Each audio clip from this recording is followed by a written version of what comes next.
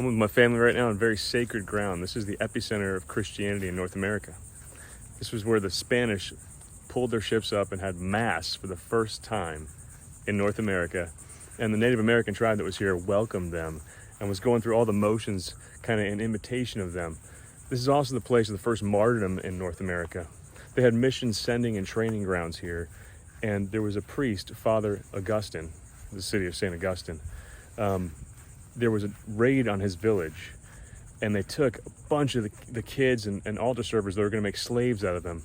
And Father Augustine saw this war party making off with all these people from his village, and he started to chase them. And from a distance, he was begging them, "Take me. You'll get a lot more money if you just take me and ransom me instead." So in response, they turned around and they shot a bunch of arrows at him. He fell to the ground. He gets up full of arrows and starts to charge them. And the response to that was to run at him and club him to death. But before he died, they made him watch as they killed 2 of his altar servers. There was another martyrdom not near here, not far from here, a boy named Manuel who wanted to be a Franciscan priest, and he was an Appalachian Indian.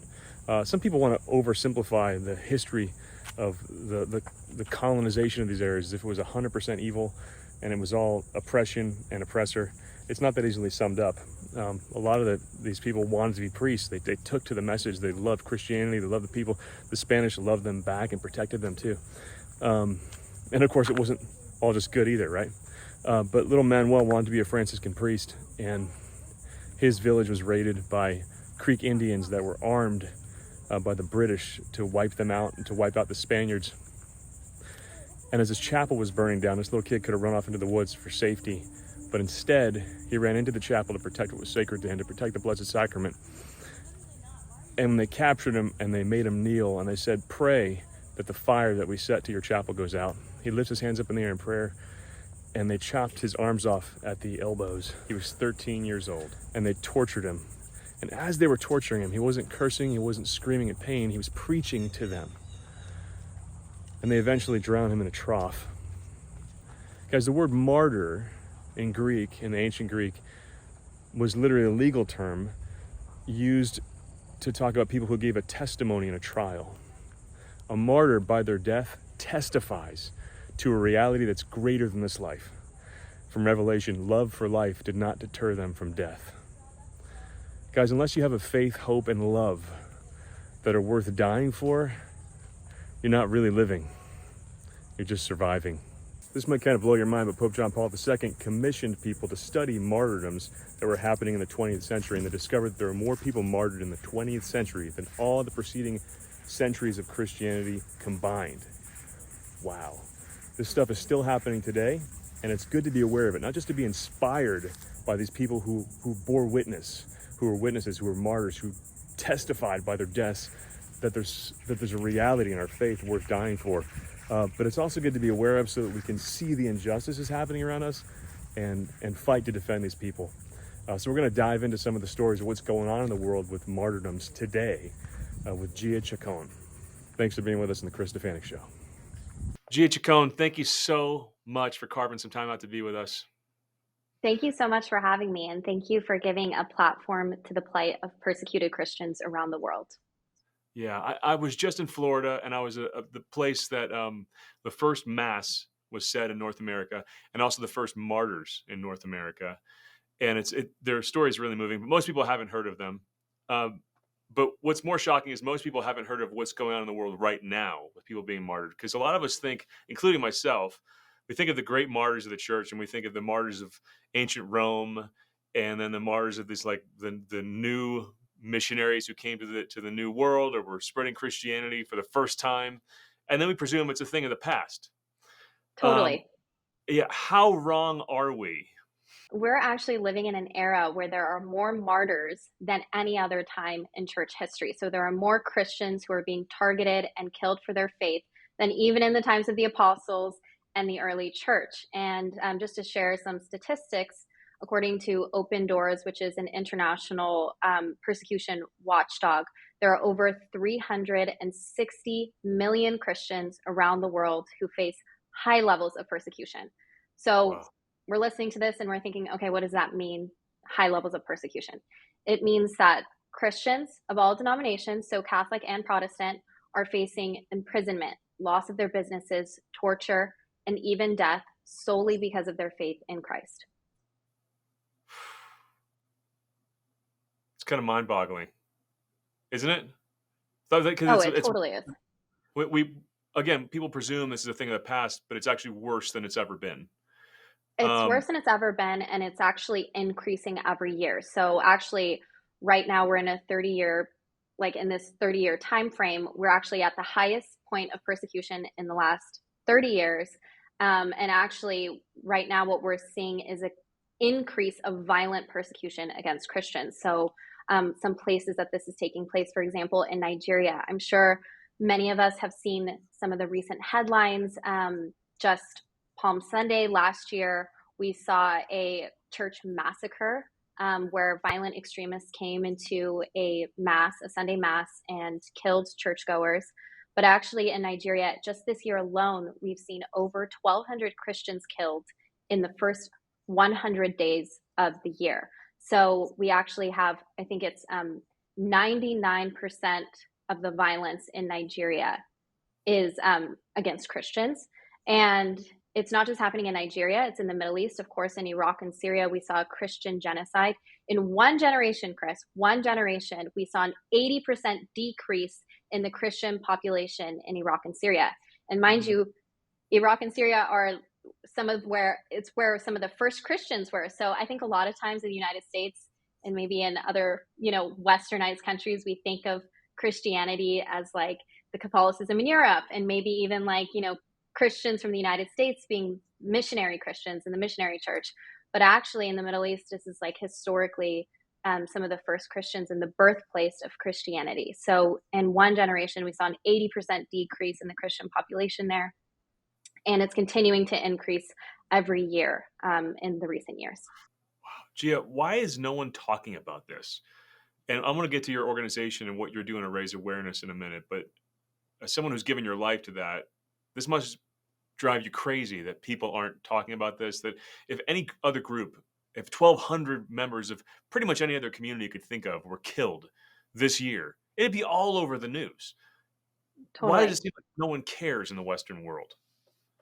It's a great question. I think that there's a few answers, but I think what it boils down to is that it's not politically correct to talk about Christian suffering, especially in this ultra secular society that we're living in. It's becoming increasingly hostile toward Christians. There's like a growing anti-Christian sentiment, even in the United States and definitely throughout Europe and Canada. But it's not popular to talk about Christian suffering. And also, it's politically incorrect to talk about Christian persecution. Why? Because when we talk about Christians being persecuted, we have to answer the question, who is persecuting Christians? And right now, the top persecutors of Christians are China and North Korea, so communist countries, and also radical Islam. Frankly, it's politically incorrect to call out radical Islam as a persecutor of Christianity. So I would say that those are the two reasons. But even within our communities of faith, Chris, for some reason, our pastors and our priests aren't talking about this issue at the level that they should be. And when it comes to the mainstream media and secular news, Christian persecution is a human rights issue, and it should be treated with the same level of urgency as any other issue. But unfortunately, because they are Christian, it's not being talked about. So there's a fear that at first doesn't fit a narrative, right? And this is correct. This is the overly simplistic narrative that everyone has of history and of one another right now. That everything is black and white, good and bad, right? So you look at the history of Western civilization, and college students are taught it's all colonialist, which is therefore all evil, and that Christianity had nothing good to bring to the New World, for instance. That's the narrative they're living out of. So this idea that Christians could be victims when Christians are inherently bad, it just doesn't fit. They don't know what to do with that information. And then I could see the fear of quote Islamophobia, right? As if talking Totally. about lead people to hate all Muslims, which Right. could happen with a very ignorant person. But yeah, how do you respond to that?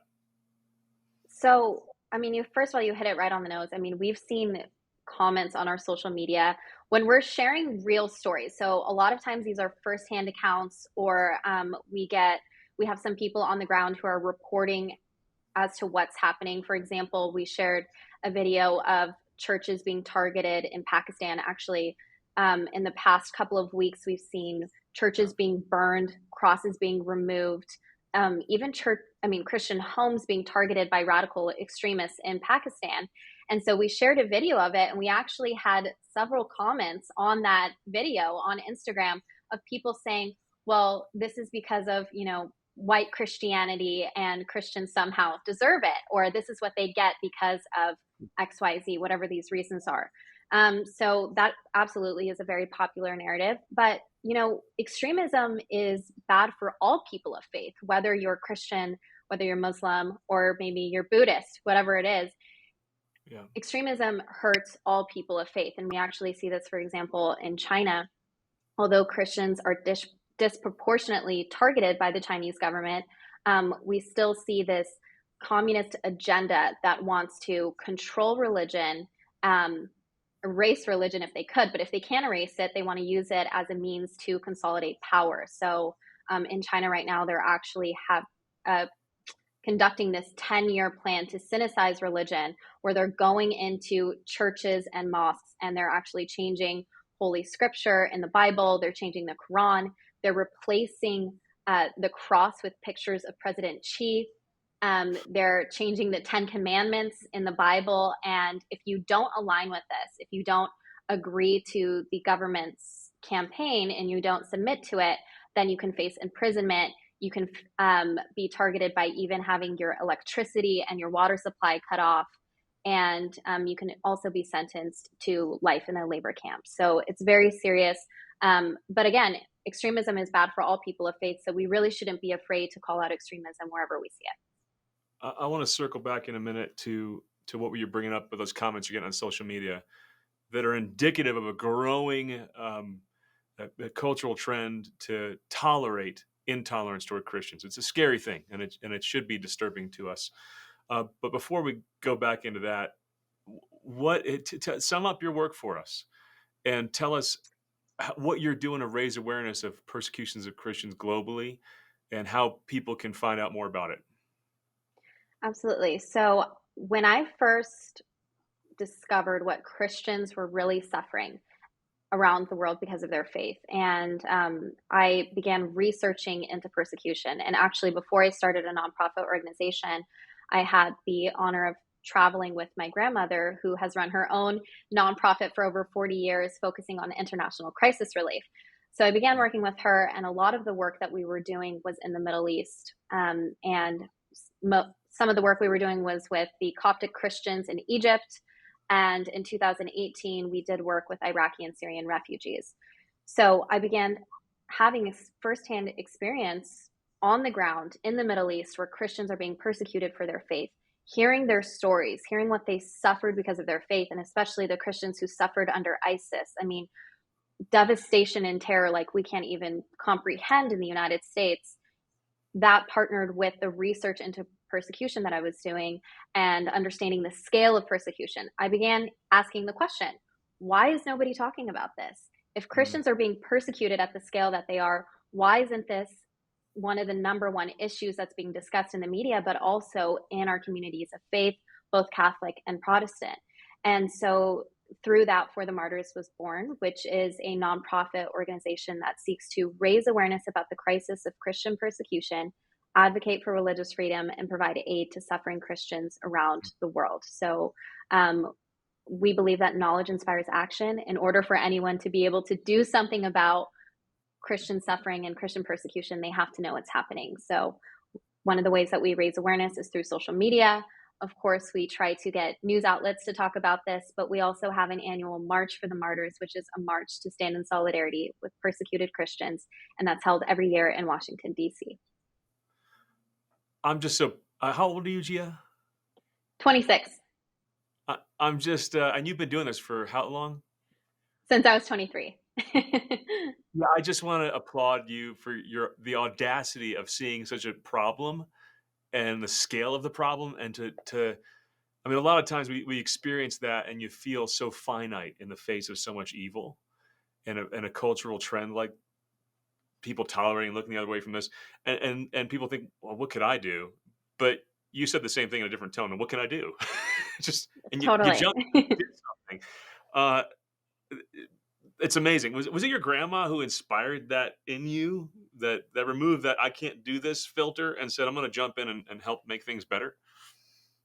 Absolutely. I mean, growing up, hearing the stories of my grandmother's travels, and actually, she had been working with the persecuted since the 80s. She actually smuggled Bibles into communist China multiple times, if you can believe that. Yeah. And so she just had this amazing legacy of seeing crisis and responding to it. So it was very normal growing up and in my family to have that example.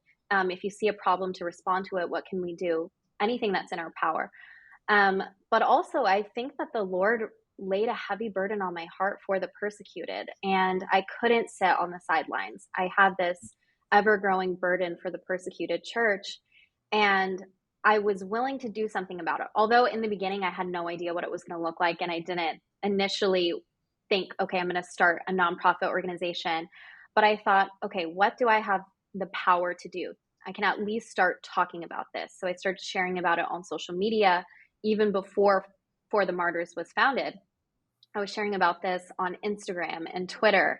And it was interesting because for as much backlash some of the posts and the sharings were getting, and people, the hate comments or whatever, there were probably 10 times more positive response, or people sending me messages saying, I cannot believe this is happening. I never heard about this before.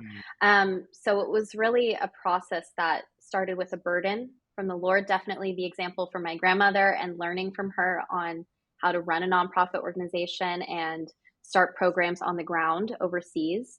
And yeah, and just saying, we do have something. All of us have the power to do something about the injustices and the crisis in the world.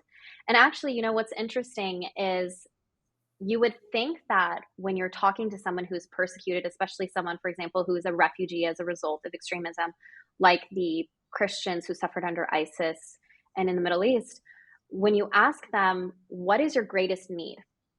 You would think that their response, especially being that they're refugees now, they're displaced, they have nothing, they don't have a home, they don't have a job, they have no source of income. You would think that their response would be like, we need Money, groceries, yeah. money, basic necessities, I need a job. But actually, the response to that question, when you ask someone who is being persecuted, whether they're in the Middle East or they're from China or wherever they are, almost always they will say, please continue to pray for us and thank you for knowing and caring about our suffering. So hearing that from the mouths of the persecuted, they need prayer and they desire solidarity from their brothers and sisters in the United States. I thought, okay, well, I definitely have the power to pray for the persecuted, and I can at least use my platform, my influence, whatever it may be, to garner solidarity. And then, of course, For the Martyrs was born as a result of that. But really, all of us have the power to pray for the persecuted and to stand in solidarity with them. It goes so far. People want to be seen. They want to be known. We do some work in Haiti with our nonprofit, and people might say, like, well, when you go there, like, what good are you doing? Is it all about you? Is this a weird type of tourism where you get to be a hero? And it's like, no. The response of people on the ground in those places, even though I feel like I have so little to give, is thanks for seeing me. Thanks for raising awareness of this plight, because they rightly have hope that when people raise awareness, that it inspires action. So thanks for inspiring action. You had said that the stories that people you encounter are incomprehensible suffering that they've been through for their faith. Help us to comprehend it. Would you mind sharing some stories of things that you've seen and what people have been through for their faith? Absolutely. I met this young woman, Chinese Christian. Her father ran a large house church in China, so an underground church not registered with the government. So basically, in China, in order to belong to a church, it has to be a registered church And as part of that registration approval, the government is going to look at what you're preaching. They're going to look at whether or not you're saying anything against the government. They're going to see if what you're preaching falls in line with the communist agenda. Again, going back to this, 10-year plan to synthesize religion. But even before this 10-year plan, you had to register with the church. And they actually put cameras inside the church, and they're monitoring what the pastor is saying. They're even monitoring who is going to this church and who is leaving. And they're actually giving people social credit scores based on how often they're attending church. If they're running a Bible study, if they're going to a Bible study. So it's a very almost sinister persecution of Christians, where they're watching you 24/7 and controlling what the church is saying and what pastors are preaching, and what even the homilies in the mass which homilies in the mass are being spoken. So anyway, this young woman, her father wanted to run a church without restrictions. So they had an underground church. They didn't want to align with the communist regime. And he started a house church. It quickly grew to over 3,000 members. Wow. And the Chinese government arrested the father in the middle of the day, and then actually arrested this young woman who I met while she had her baby. So she had a 13-month-old baby. They arrested her and her child, put her in solitary confinement, where 24 hours a day there were guards watching her, and she was all alone, just her and her baby. And she had no food for her baby, no way to change a diaper. She couldn't shower by herself. She was being monitored 24/7 with guards in her room. And so eventually she was released from prison. Her father is still in prison to this day, and she said that she believes that the Chinese government was giving him some sort of pill or medication to make him lose his memory. So he has forgotten members of his family. He's forgotten memories that have happened, just experiences. And basically they made him almost like a zombie. So he's still in prison to this day, now 14 years later. She was able to get out of prison, and they warned her that they were probably going to arrest her again. So she actually was able to escape China during this period of time where she was released from prison with her 13-month-old baby. And she took buses and trains, and she traveled through multiple countries where she was able to come to the United States. And now she tells her story of the reality of what's happening. So this is one story. But another story, for example, what's happening or what happened under ISIS. I met this young woman who was just 19 years old. I share this story all the time, Chris, but I mean, this is one of those stories that I think about almost every day. And when I think about why I do what I do, it's for stories like this. So I met this young woman when I was doing work in Jordan. She was an Iraqi refugee, suffered directly under ISIS. And we were going house to house, bringing groceries, sitting with the families, hearing their stories, and praying with them. And I remember when I entered this particular family's house, I immediately saw this young woman, and I thought how beautiful she was. And I thought she could be someone that I'm like friends with here in the United States, or somebody, it looked like somebody from my community, somebody that could be from Orange County. In other words, just like a normal young Catholic who was beautiful.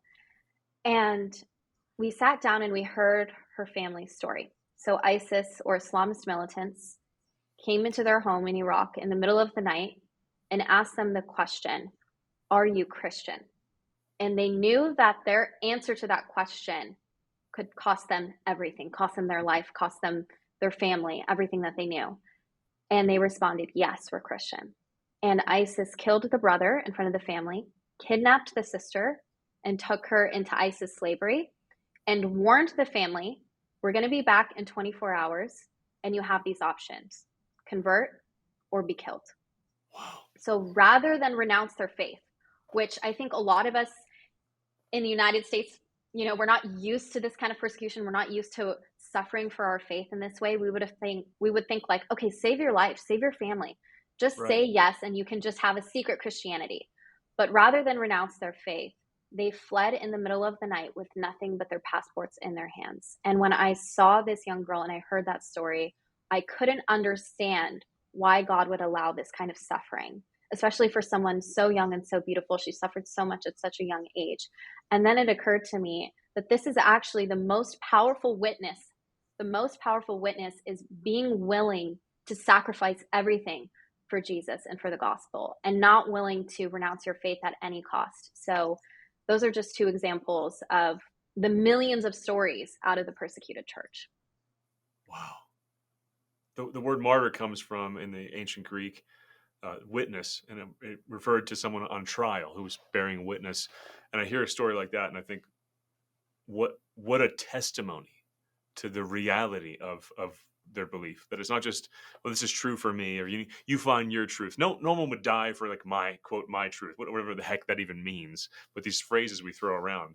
But this is like truth that's like as real as the chair I'm sitting on right now, that they're not willing to renounce it. And a person, Jesus, they're not willing to renounce.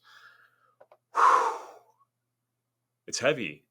It's beautiful and inspiring. I mean, we want to fight it, but obviously, right? But that kind of story, that fuels my faith. It Yeah, adds to my courage. What's this do for you? I mean, every time people go out and serve, a typical thing you hear is, I get way more out of this than I give. totally. What do you get out of this, out of these stories from these martyrs and from encountering these people? Well, I can tell you that the first time in my adult life when I met Christians who were persecuted for their faith, it changed everything for me. I mean, I was raised in a very devout Catholic home. My mom always instilled in us the importance of having a personal relationship with Jesus. We prayed the rosary together as a family. We went to Mass on Sundays. And so I was raised with this beautiful, faith that was very personal to me. But of course, as we get older and we kind of start going through life, um, maybe we lose that like fire or sense of urgency. And I know for sure with me, that was the case. I kind of was going to Mass on Sunday and I was always Christian. My faith always meant a lot to me, or so I thought, but I wasn't really living for Jesus. I wasn't living this sold out life. And long story short, eventually when I was 20 years old, I said a prayer. I knew that my life was empty. And so I said a quick prayer. I said, Lord, I know that anyone who's in you is this new creation, and I want that new creation life. And it was like within 1 week, God turned my life upside down, but it was for the better. It's so funny how when we give God permission to like come in, we think maybe it'll be like a slow transition, but no, it's like like Yeah. life upside down, like 180. So anyway, life got turned upside down. I ended up quitting my job, and I called my grandma, who again has been running this nonprofit organization for over 40 years. And I said, Grandma, do you have any trips coming up? I just kind of want to get out of town and reset. I just quit my job. I need to figure out what's next. And she said, yes, we're going to Egypt in 2 weeks and you're welcome to come. So 2 weeks later, I was in Egypt, and it was there for the first time in my adult life that I met Christians who were so radical, who loved Jesus so much that they were willing to literally die for him. And it wasn't just the older generations, it was young people my age and even younger who were so on fire for their faith. And it's when you're surrounded by Christians who are willing to lay their life down for their faith, it's like this feeling that you can feel their faith. It's like tangible faith and love, and it radiates out of them. And it resonated with me so deeply. I said, who am I with my comfortable Christianity, with my freedom, where thank God I don't have to risk anything? More or less, I don't really have to risk much in the United States for my faith. What am I doing with this gift? And I made the decision in Egypt that I never wanted to live another day not serving Jesus and not living fully for him. So that's what it did for me. It continues to convict me and to embolden me in my faith. And really, Chris, anytime someone hears this story, and this is why at For the Martyrs, we think it's so important to bring these stories. It's not only so Christians can be in solidarity with the persecuted. It's not only so we can be their voice, but it's also because Christians in the United States and in the West need these stories. We need the bold witness of the persecuted because it emboldens and empowers us in our own faith. Here's the power of the grace that changed your life. And it's like, well, I don't even know what happened. All of a sudden, everything's different. It doesn't make sense, right? Apart from the fact that this is all real. That's also shouted at me through what you just said, that you see people who are living on the verge of death. And that should scare you away. I mean, you should see them and think, well, I don't want to be like them. But it's the literal opposite. I mean, and this is how Totally. the first Christians converted. It's seeing all these people who are like, I'll give my life to this, and they're going into the Colosseum to be eaten by lions with joy and with hope and with love and all the things that everybody really wants, and it changes the world. Oh, I'm sorry, I'm just kind of basking in what you just said. Well, Um, it's absolutely true. And it's like what you said. It's like when you see that kind of witness, when someone is willing to lay down their life for the faith, you know mm, it's true. And if it's true, yeah. then it absolutely is risking it absolutely is worth risking everything for and sacrificing everything for. And people would die for a lie sometimes, right? But when you see the really big draw is you go and you see the joy and the love and the hope and the all that. It's like they're not just going and dying because there's zealots, but it's this overflow of love. And as Totally. inspiring as all that is, how by the way, give us your URL again. I want people to go and see what you're doing and follow you on Instagram, your Instagram account. Tell us again how to do that, and then tell us what's the call to action to end this suffering. What can we do? How do we get involved? Absolutely. Well, first, to answer your question, what can we do? Again, it goes back to the number one request from the persecuted. One, we can absolutely pray for them. And not just with ourselves, not just remembering ourselves to pray for the persecuted, but we can inspire our communities of faith, whether that's in the Catholic Church or whether you're Protestant. You can go to your priest or your pastor and you can ask them to remember the persecuted. And actually, I think many times people kind of glaze over it, but in the Mass, we remember the martyrs. Every time the Mass is celebrated, there is what's called Catholic martyrology. This is like cool Catholic theology. And it's actually the collection of all of the martyrs of the faith, and they're remembered on their feast day as part of the Mass. So we have that really beautiful tradition in the Catholic Church, but we can take it a step further. We can ask our priests to have specific prayer for the persecuted, or we can even, whether it's, whether we're in confirmation or we're attending Bible study or a young adult group, we can make it as part of our group to pray for the persecuted. Just a short prayer at the end of the meeting, or maybe at a certain time designated every year. So we can pray for them, but we can also use our platform. We can share these statistics. You can share the stories from the persecuted church so that it continues to reach more people. Also, I think for the Christian, maybe in the United States, who's thinking, okay, Gia, Chris, I hear these stories, but it seems a little far off. What does Christian suffering really in Egypt or in Iraq and Syria or China have to do with me as a Christian in the United States? But we know that scripture says that when one member of the body of Christ suffers, we all suffer. So we have this great obligation as Christians in the United States to be praying for, advocating, and being the voice of the persecuted around the world. So you can raise awareness through your platform and your influence. You can pray for them. You can join us at March for the Martyrs, which is our annual event in Washington, D.C. It's going to be this year on September 30th, Saturday, September 30th. And you can learn more about our event and also more statistics, stories from the persecuted, by going to our website, forthemartyrs.com, or following us on Instagram at March for the Martyrs. I have an insane speaking schedule, but I think I might, if I'm not speaking somewhere that day, might hop on a plane and join you guys, because that sounds like an incredible event that everybody We should would be love part to have you. Yeah. of. And I'll high five you there if I see you there. How many people are going to that, by the way? Because I really want to see it grow. I'm guessing it's not huge yet.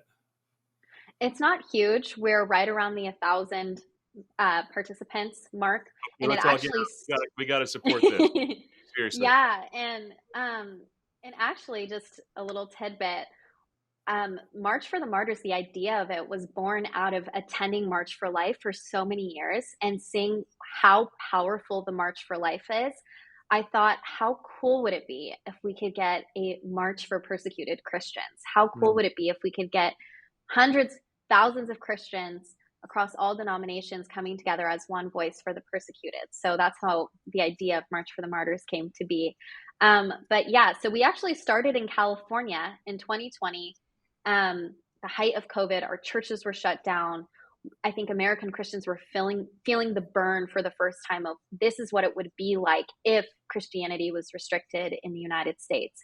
And so it started in Long Beach, California. We had an amazing turnout in Long Beach, and we thought this needs to be brought to Washington, D.C. to bring this issue to the forefront of the fight for human rights and to bring this to the attention of Christians all over the United States. And so we've been in D.C. This will be our third year in Washington, D.C.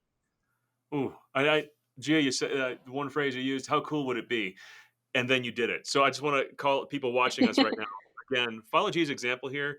I was thinking the other day, just examining my conscience and thinking of, wow, the ways I've said yes to God and the good that's come from it. And I thought, what if I didn't say yes in that time and that person's life didn't change or didn't meet my wife or whatever it might be? And then I thought, wow, I wonder if purgatory would be the place where you see all the things you didn't say yes to and all the Wow. great things that didn't happen because you didn't just Wow. step out and say yes. So let's just, Lord, make me your yes man, right? I just help us to Amen. respond Totally. with generosity and action. Um, wow, I'm just so inspired by all this, Gia, and by you. How do you stay safe when you're going to these places where people have been persecuted? I It's a had great question. you're an American, which a lot of people who the places you're going to don't like. You're a woman, which is like a second class citizen in a lot of these places. And it's funny how we talk about how, anti-woman Catholics are. It's like, dude, is anyone not noticing? There's a large portion of the world where it's so anti-woman, it's crazy, and no one's talking about this. Totally. I said I wanted to circle back to this, and I want to right now. The just the growing tolerance for expressions of violence and terrorizing of Christians, and we see this in soft ways here that we almost excuse, right? Soft ways like I just was talking to a young woman who was on my pilgrimage to the Holy Land, who her boss wanted her to wear a pride flag. And she's not anti anybody. She's not bigoted. She doesn't even fight these causes. But she just said, there's certain things that has come to represent that are incompatible with my faith as a Catholic. And then HR called her down the next day for not, she wasn't speaking against it, but she didn't want to wear it, and she might lose her job now. Um, and the response of most people would be, well, you guys kind of deserve it. Uh, Another example in Canada, when those mass graves were uncovered on Indian reservations, Christians were blamed for torturing and burying these children, and 68 churches across Canada were burned, just burned to the ground. And they just discovered very recently that it was a hoax. That they dug and there were no bodies. And major news outlets were just accepting, without any research being done, well, this obviously happened. And Trudeau, when he was talking shortly after the churches were burning, he said violence is not acceptable. However, this is understandable. This anger is understandable, but violence is not acceptable. What other group would we say? However, this is understandable. I mean, I love when things happen. I'm sorry, I hate when things like this happen. Like when there's a violence against an abortion clinic. I love the bishop's typical response to this is never, hey guys, we understand your violence. We understand your anger because so many abortions have happened. No, the response is always, this is condemnable. This is evil, violence, period. End of sentence, evil, stop. Done. Right. People don't speak with that much force when it's against Christians. And we see this growing here, and it seems to lay the groundwork for the things that we see happening in the Middle East or in China. Does this sound like an extreme thing to say to you, or do you also see the connection and think, we're not as far from that as we think? Oh, absolutely. I mean, right now in the United States, we're privileged. We still have our religious freedom. But there is a very real and sinister attack, and sometimes not even sinister. As we saw the churches burning, it wasn't just in Canada, but we saw, how many churches were vandalized and targeted, not just as a response to Roe versus Wade being overturned, but if you remember, there were other social justice riots and parades happening in the United States, and as part of that, they were given a green light for some reason to target Catholic Like, what churches like, what the heck is specifically. the connection here? People Right. tearing down Juniper Serra's statues, like, dude, that guy was beloved by the Native Americans that he served. Yeah. Like, actually Yeah. read the It's ridiculous. history. Right, but there's this, Totally. black and white, happy, sad, colonialism bad, Native Americans good, and then, of course, the flip side is people who are like, "No, the colonialism was all good, and the Native Americans just needed to be, quote, civilized." Like, there's a acceptance of stupidity on all sides of every issue today. It kinda drives me a little nuts. But, yeah, you do see this, and, We so see sorry. it. And For the Martyrs, we're like raising the like red flag and sounding the alarm like, hey, Christians in the United States and in the West need to wake up, because this is, maybe we don't see persecution in the form of violence, but we definitely see intimidation and a growing anti-Christian sentiment that's giving the green light for violence, vandalism, and honestly harassment of Christians, whether that's online or in person. And it's very real, first of all. Second of all, it's not just these, social justice groups, some random people that are getting together with their friends and saying, hey, we're going to target Catholic churches. There are pieces of legislation that are being introduced that, for example, one of them, the Equality Act, that thankfully didn't pass, but if it were to have passed, people thought this just had to do with LGBT rights, this just had to do with gay rights, this was just about, equality for everyone. But actually, this was a very sinister attack on religious freedom that was targeting Christians. If this bill had passed, it would have made hate speech, so-called hate speech, a crime that was punishable by imprisonment and revoking of 501c3 status, revoking of permission to operate a church in the United States, which means that it would have given the government permission to monitor, just like China, monitor what pastors were saying, what was being preached, deeming things hate speech at, whoever's, opinion. They could just say, Well, the okay, this moral is belief hate in the speech. church would be regarded as hate speech, even if the motive is Absolutely. Absolutely. I do want to share one more thing. I think this is important for Christians to know in the United States. So every year, the FBI releases hate crimes against the statistics on hate crimes against people because of their faith. So number one is Jewish people. They are, by a landslide, the number one people facing hate because of their faith. Number two is Sikhs, believe it or not. Three is Muslims, and four is Catholics. So Catholics are actually the number four most targeted with violence or hate crimes because of their faith in the United States, and it's continuing to increase. This is very alarming. Wow. Gia, the stories you were sharing about your experience, your firsthand experience of the persecuted who are experiencing the next level in the Middle East and China. What I take from that in response to the things we see going on in our own country around us is well, two things. One, let's not just be quiet about this, because it can get worse for our kids, for our grandkids than we realize. The things that have happened all over the world can happen here, right? But two, it also inspires me to hold on to the faith, the joy, the love, not giving in to hating my enemy. I mean, there's someone said that Totally. about that somewhere, right? Because I think a lot of people see this stuff happening and dive into this news and become radicalized in their own way. And there's a growing number of Christians who are just angry all the time. And it's not where the Lord's calling us. It's not going to change the world.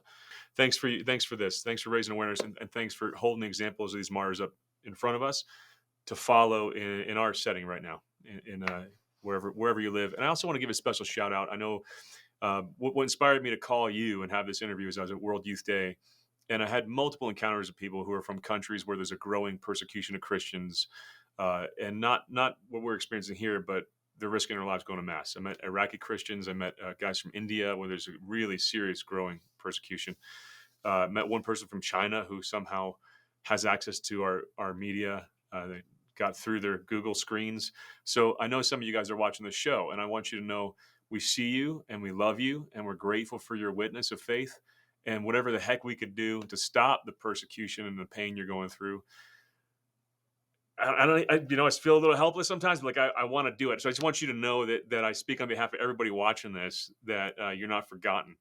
And Gia, thanks also for the reminder to pray, to have that spiritual union with those people. Really grateful for your time today. Absolutely. Thank you again, Chris, for giving a platform to the plight of persecuted Christians. It's conversations like these, your show's willingness, your platform's willingness to share these stories that will hopefully encourage and ignite other people to continue to pray for our brothers and sisters around the world. Great. And hopefully I see you at the March for the Martyrs. God bless you. Yes. Holy martyrs, pray for us. I want to show you this beautiful La Leche shrine, Our Lady of the Milk. My family's praying in right now. It's an awesome place to pray. Again, the site of the martyrdom of Father Augustine.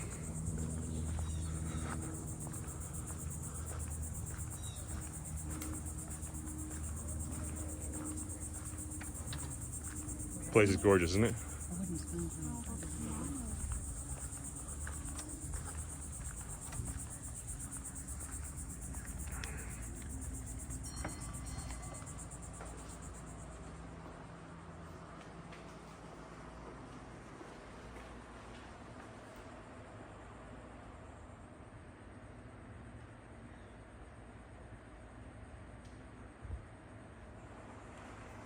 Hey, so I got a followers of the show here at the Shrine of Our Lady of Leche, and my buddy Roberto just pulled up.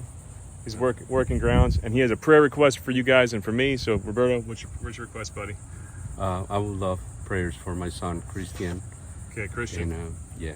Okay, pray for his son, Christian, who's in a lot of need of a lot of prayers right now. Also, if you're watching, you got prayer requests, make sure you just enter them under this video. We'll go through and pray for each of you by name. Love you guys. And actually, if you're watching this, look at those comments and those prayer requests. Pray for those people with me by name. There's power when people come together in prayer. High five. You too, buddy. Today's a great day. All right, so this episode of the Chris Stefanick Show is unofficially sponsored by, I was filming this morning, and one of my missionaries of joy came up and said, hey, I know you. Yes. So first, Debbie, thanks for being a missionary of joy. High five. Bye. Missionaries of Joy support our work and make it all happen. So please become one. Go to reallifecatholic.com, follow the links to become a missionary of joy, support this show and all the stuff we do. And look at the joy. You won't be sorry. You'll love it. I mean, they're just beautiful. How could you not want to support this? I love this person. this one. We just met. Okay, so let me support this shop. Okay. Blue Mantle. The Blue Mantle, St. Augustine, Florida, right next to the historic National Shrine of Our Lady of La Leche. And what's the website? www.thebluemantle.com. And what a cool way to spread the joy of the Lord, to support artists and authors. Artists, artisans, and authors, Catholic artists, artisans, and authors, local and worldwide. Awesome. A lot of Franciscan alumni stuff in Woohoo! And I gotta show you this. They're really doing some seriously cool stuff. And there's a guy has a sister who's an artist.